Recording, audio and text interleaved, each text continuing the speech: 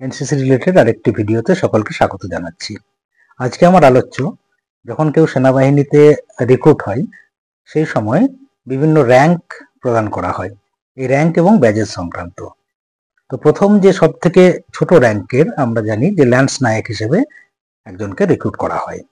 তারপর উপরিভাবে ল্যান্স নায়কের পর নায়েক, তারপরে আসে হাবিলদার, কোয়ার্টার মাস্টার, সিএইচএম, বিএইচএম, আরএইচএম।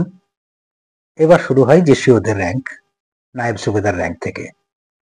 সুবেদার, সুবেদার major, lieutenant, captain, major, lieutenant colonel, colonel, brigadier, major general, lieutenant general, general এবং সবশেষে ফিল্ড মাস্টার।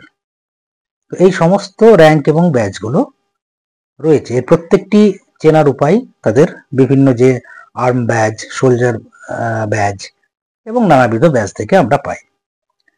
প্রথমেই আসি ল্যান্স নায়ক। ল্যান্স নায়কের ব্যাজ একটি টিক টাইপের, যেটা হাতের বাজুতে থাকে।